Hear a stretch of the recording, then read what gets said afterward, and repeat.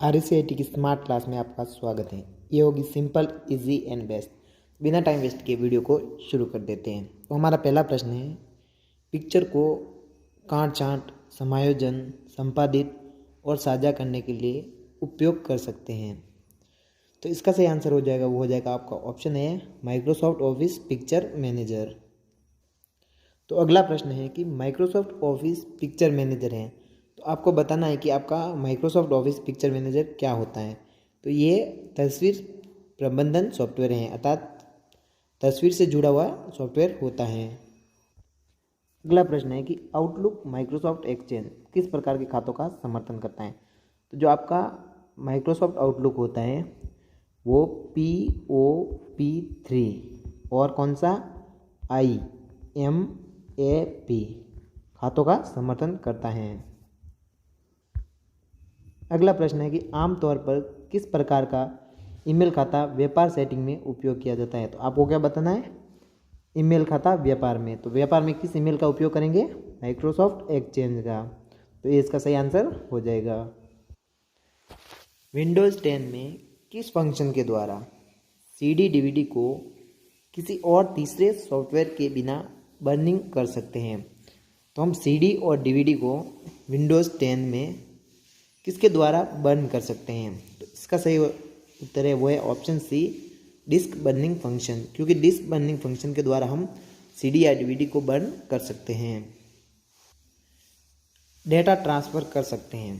तो इसका सही आंसर है पेन ड्राइव और USB, क्योंकि पेन ड्राइव और USB से हम डाटा को ट्रांसफ़र कर सकते हैं। अगला प्रश्न है कि एक विषम सूची है जो डॉक्यूमेंट में अपने से संबंधित रेफरेंस पेज के साथ उपस्थित होती है, वो हो जाएगी आप टेबल ऑफ कंटेंट। अगला प्रश्न है कि डॉक्यूमेंट के अंत तक पहुंचने के लिए किस कुंजी दबाई जाती है। तो आपको बताना है कि डॉक्यूमेंट के अंत तक जाने के लिए हम किस शॉर्टकट कुंजी का प्रयोग करते हैं। तो इसका सही उत्तर हो जाएगा ऑप्शन डी, कंट्रोल+एंड कीज। किसका, कंट्रोल और एंड कीज की मदद से हम डॉक्यूमेंट के अंत तक पहुंच सकते हैं। इनमें से कौन सा एक वर्ड प्रोसेसिंग सॉफ्टवेयर है, क्या बताना आपको, वर्ड प्रोसेसिंग सॉफ्टवेयर कौन सा होता है। तो क्या है, MS वर्ड। क्या होगा, MS वर्ड, क्योंकि आपका जो MS वर्ड है ये एक वर्ड प्रोसेसिंग सॉफ्टवेयर होता है। अगला प्रश्न है कि इनमें से क्या इस्तेमाल कर आप डॉक्यूमेंट के मोड को पोर्ट्रेट से लैंडस्केप में बदल सकते हैं। तो आपको क्या बताना है, डॉक्यूमेंट के मोड को हम पोर्ट्रेट से लैंडस्केप किसके द्वारा कर सकते हैं। तो हम पेज सेटअप डायलॉग बॉक्स, किसके द्वारा, पेज सेटअप डायलॉग बॉक्स के द्वारा हम डॉक्यूमेंट के मोड को पोर्ट्रेट से लैंडस्केप में कर सकते हैं। अगला प्रश्न है कि किस व्यू की मदद से आप टेक्स्ट या ग्राफिक्स का प्रिंट से पहले पूर्वालोकन कर सकते हैं। तो क्या करना है, प्रिंट से पहले पूर्वालोकन, अर्थात प्रिंट प्रीव्यू। तो इसका सही आंसर क्या हो जाएगा, प्रिंट प्रीव्यू, क्योंकि प्रिंट प्रीव्यू की मदद से हम प्रिंट से पहले पूर्वालोकन कर सकते हैं। इसका मतलब प्रिंट प्रीव्यू का मतलब हो जाता है कि कोई भी दस्तावेज होता है आपका डॉक्यूमेंट, वो प्रिंट होने से पहले हम देख सकते हैं कि यह प्रिंट होने से पहले कैसा दिखाई देगा, यह हमें प्रिंट प्रीव्यू में दिखाई देता है। मतलब इसका सिंपल मतलब है कि जब डॉक्यूमेंट प्रिंट होगा उसके बाद कैसा दिखाई देगा, इसके लिए हम प्रिंट प्रीव्यू का उपयोग करते हैं। अगला प्रश्न है कि जस्टिफाई प्रॉपर्टी, कौन सी, जस्टिफाई प्रॉपर्टी को कीबोर्ड द्वारा एक्टिव करने के लिए की का उपयोग करते हैं। तो जस्टिफाई के लिए हम किसका प्रयोग करेंगे, Ctrl+J। किसका प्रयोग करेंगे, Ctrl+J, जिससे हम किसी भी प्रॉपर्टी को जस्टिफाई कर सकते हैं। अगला प्रश्न है कि आप MS वर्ड, क्या है, MS वर्ड में किसी भी वर्ण की घात जैसे कि X टाइप करना चाहते हैं तो निम्न विकल्प में से आप किसे चुनेंगे।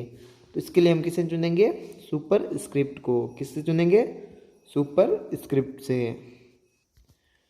अगला प्रश्न है कि पेज ओरिएंटेशन ऑप्शन किस टैब में उपलब्ध है। तो क्या बताना है, पेज ओरिएंटेशन। तो पेज ओरिएंटेशन हमेशा किस में होगा, पेज लेआउट में। किस में होगा, पेज लेआउट में। अगला प्रश्न है कि एक फाइल जिसमें पूर्व निर्धारित सेटिंग का उपयोग जनरल डॉक्यूमेंट को बनाने में किया जाता है।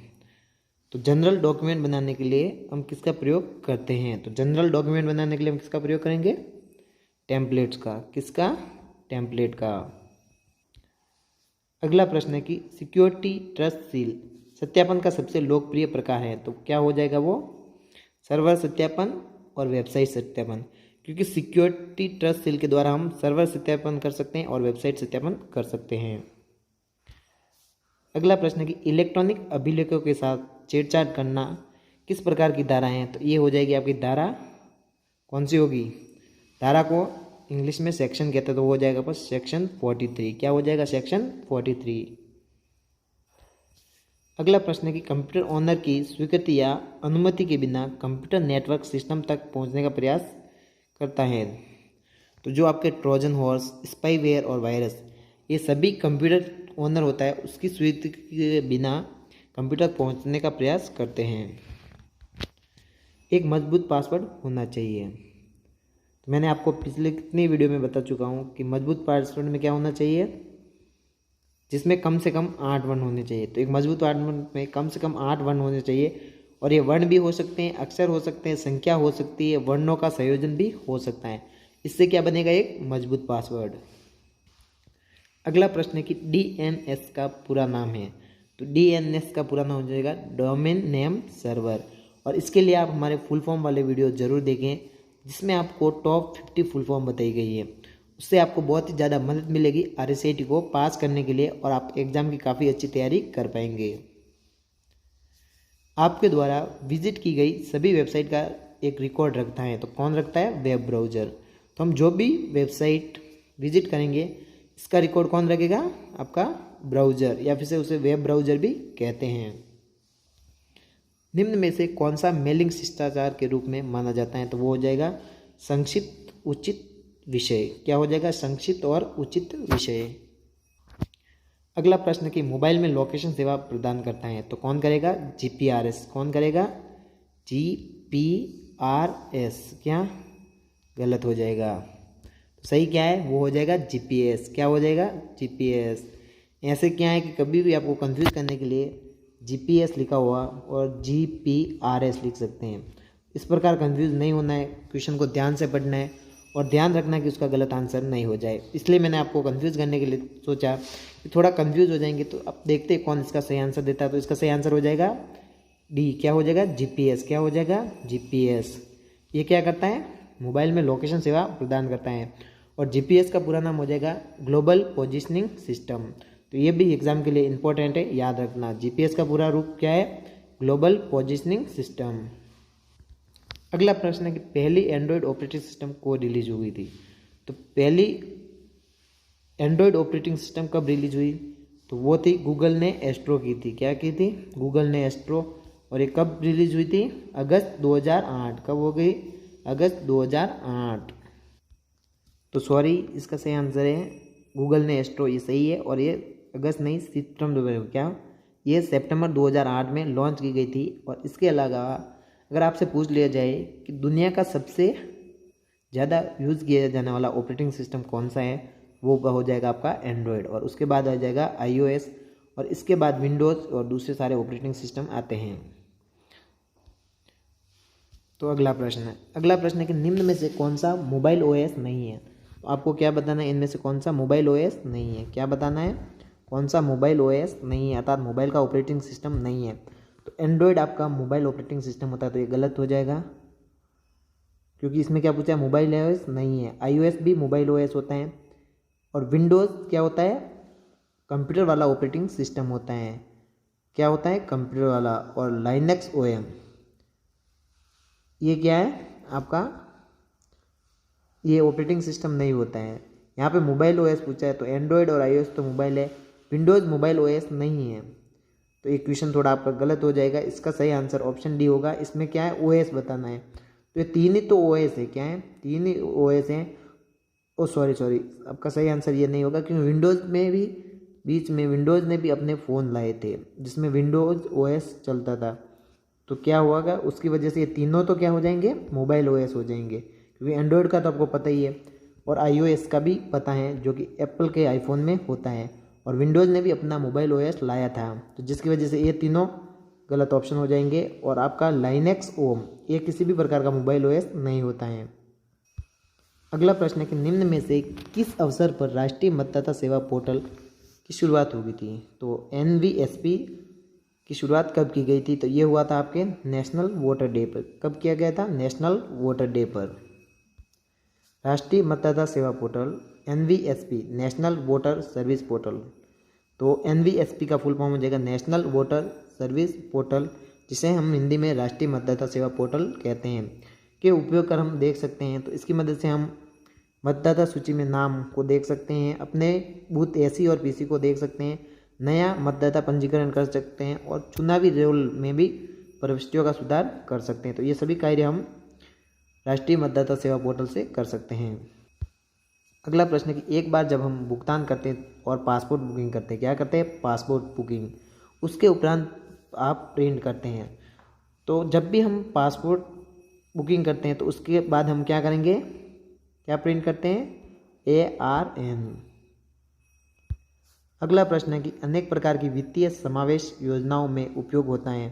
तो वो क्या होता है, आधार कार्ड, क्योंकि सबसे ज़्यादा यहाँ पे वित्तीय का मतलब लेन देन से संबंधित, और आधार की मदद से हम AEPS ट्रांजेक्शन करते हैं, AEPS, जिसे कहेंगे आधार इनेबल पेमेंट सिस्टम।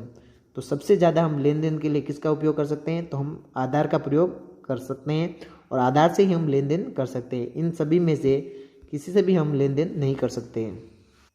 अगला है कि UIDAI, तो ये एक आधार का वेबसाइट होती है जिसे हम UIDAI कहते हैं, जिसका पूरा नाम बताना था वो हो जाएगा unique identification authority of India.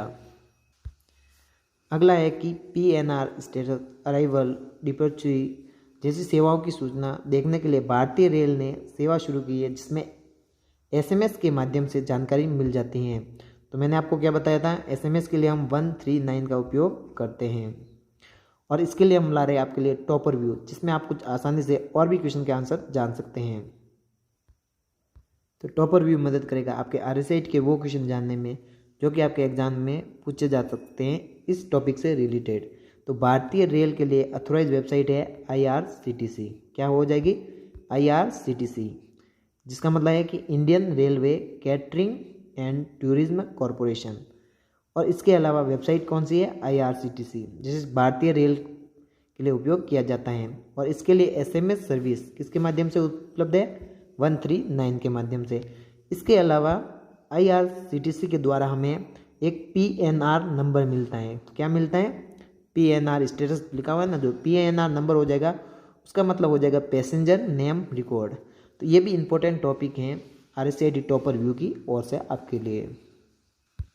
अगला प्रश्न कि SSO वेब पोर्टल के माध्यम से ई-मित्र सेवाएं हैं। तो ई-मित्र से हम क्या क्या कार्य कर सकते हैं, बिजली पानी बिल का भुगतान कर सकते हैं, मूल निवास प्रमाण पत्र बना सकते हैं, विद्यालय में एडमिशन का शुल्क भी जमा कर सकते हैं और रोजगार विभाग में पंजीकरण भी कर सकते हैं। तो ये सभी काम हम ई-मित्र से कर सकते हैं। अगला प्रश्न कि SSO के तहत एक नागरिक पंजीकरण कैसे कर सकता है। तो वो आधार नंबर से भी कर सकता है और जन्मदार से भी पंजीकरण कर सकता है।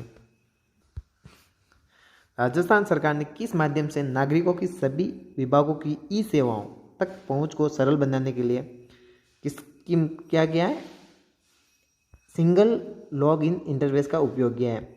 और जिनको नहीं पता, सिंगल लॉग इन इंटरफेस को हम SSO कहते हैं, जो कि मैंने पिछले प्रश्न में बताया था, और इसे सिंगल साइन ऑन भी कहा जाता है। अगला प्रश्न कि एंटरप्राइज वेब कंटेंट प्लेटफॉर्म, तो वो हो जाएगा आपका क्या, राज AEM। तो आज के हमारे महत्वपूर्ण 35 प्रश्न समाप्त हो चुके हैं और हम जल्दी नई वीडियो में मिलेंगे। तो इस वीडियो को अगर आपको अच्छा लगा है तो लाइक कर सकते हैं और वीडियो को शेयर कर सकते हैं उन दोस्तों के साथ जो RSAT एग्ज़ाम की तैयारी करना चाहते हैं अच्छे से। तो आज के लिए बस इतना ही। जय हिंद, वंदे मातरम, take care and bye bye.